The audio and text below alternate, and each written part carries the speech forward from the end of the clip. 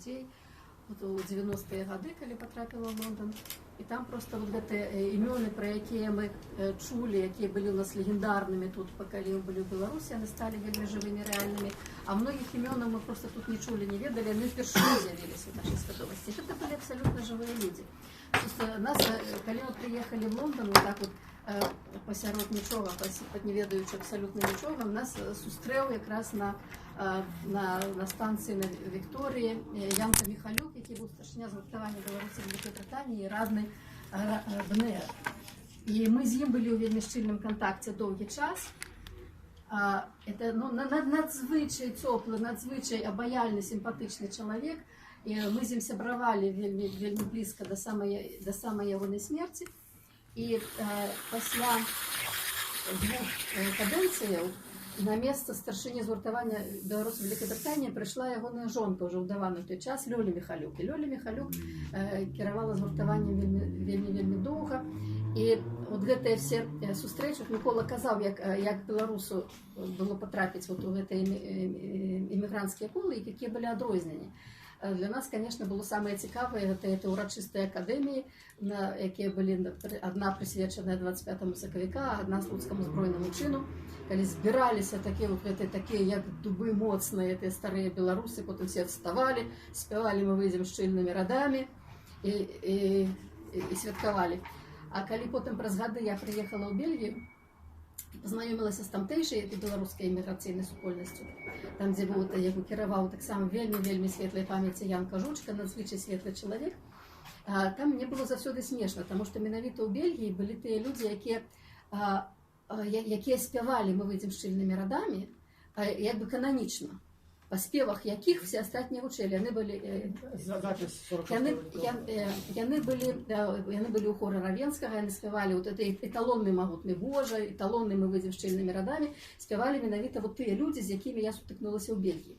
Яны сустракаліся раз на год, а не 2 разы на год, это абавязкова на 25 сакавіка. І калі там Ян Кажучка там прачытае все вершаванні там ад усіх, хто прыйшоў, тады включалі магнітафон, і па магнітафоне слухалі тое, што было запісана імі ж даўным-даўно. Я пыталася, чому самі не спяваеце вживую? Кажу, в Лондоне все приходят, ніхто з хора Равенскага не быў, все становяцца і спяваюць.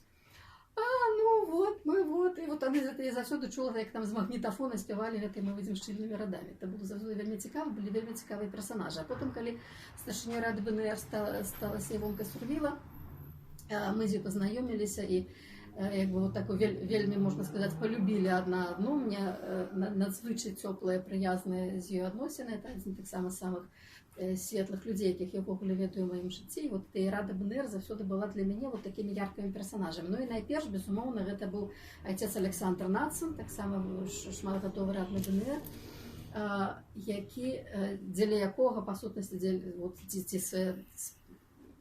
дзякуючы якому, мы ўвогуле выправіліся на гэтае навучанне на Захадзе. І айцец Александр Нацын быў, калі уяўляць, што ён радны БНР, Івонка Сурвіла радная БНР, там Ян Кажучка, Янка Міхалюк, это сапраўды былі лепшыя людзі, каго я сустракала ў сваім жыцці. І это былі, потым, калі ўжо веды нарошчваліся, і калі проста знаёмішся ўжо з усімі гістарычнымі персонажамі, то мы бачым, наколькі яны былі розныя паміж сабою. І я, як Мікола казаў пра цяперашніх медалістаў, якія не абавязкова ў добрых адносінах, гэтаксама радныя БНР далёка не заўсёды былі ў добрых адносінах паміж сабою, яны часам прадстаўлялі вельмі процілеглыя думкі. І я думаю, наколькі яны все нам дарагія. Пачынаючы ад самых ранніх, калі Роман Скірмонт і там з аднаго боку, там потым партыя Варонкі з другога боку. То есть абсалютна па-рознаму бачылі Беларусь. Але і тут я тое, што я кажу пра другое разуменне БНР, якое у нас у мяне прынамсі цяперашняе. Гэта менавіта тая, відаць, у цяперашняй Беларусі БНР, это, відаць, тая мроя пра краіну, якую мы, мроя, якую мы самі ствараем, мроя, у якую мы самі ідзем.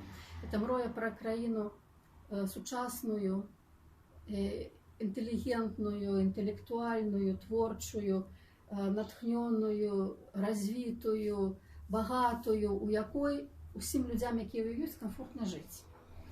І апроч гэтага, гэта яшчэ і надзея, ці вера, скажем так, ці вот такая вельмі цвёрдая непахісная вера, БНР, як бы наяўнасць жывой БНР, наяўнасць жывой рады БНР, якая не перарывалася праз 100 гадоў, наяўнасць гэтай рады дае вот гарантуе гэтую веру ў тое, што мроя можа быць здзейсненая не толькі вот на ўзроўні краіны, якую мы будуем, але і на ўзроўні дзяржавы. Дзяржавы, якая будзе забяспечваць вот гэтую краіну, то есть дзяржава, якая будзе вот, прававая, дэмакратычная, зноў-такі сучасная, зноў-такі тая, якая дае магчымасць краіне развівацца. Гэта дзяржава, якая абапіраецца неяк на вельмі добрую гістарычную памяць, якая вельмі добра ведае карані гэтай краіны, і якая мае вельмі ясную візію будучыні. То есть, якую мы ведаем, куды мы ідзем. І вот гэта вот тое, што, на маю думку, гэта БНР сёння. Это вот гэта тая, вот цяпер там вот просто вот у гэтай краіне, дзе краіна і дзяржава далёка не заўсёды супадаюць, а часам радыкальна не супадаюць, то вот БНР вот дзесьці вот ёсць гэтым вот некім гэтым слупом гэтай веры ў тое, што дзяржавы і краіны могуць супасці. Ну, в любым выпадку супадаюць і не супадаюць, гэтая мроя і гэтая вера, мне здаецца, што вот яны ёсць для нас БНР.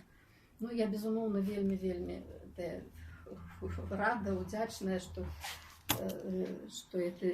такі прыгожы медаль, такі прыгожы Мікола, якога я таксама вельмі даўно ведаю і шаную, мне вручае, мне это вельмі прыемна, абсолютно нечакана, это просто вот абсолютно для мяне было просто, ніхто не праговорыўся. Ніхто, нет.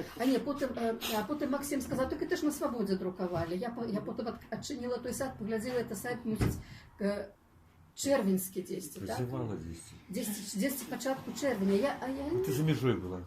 Я абсолютно не побачила, нічога не ведала, ніхто мне нічога не сказаў.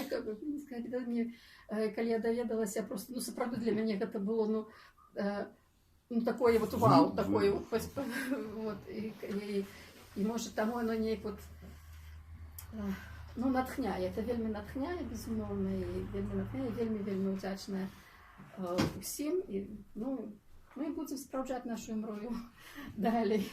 З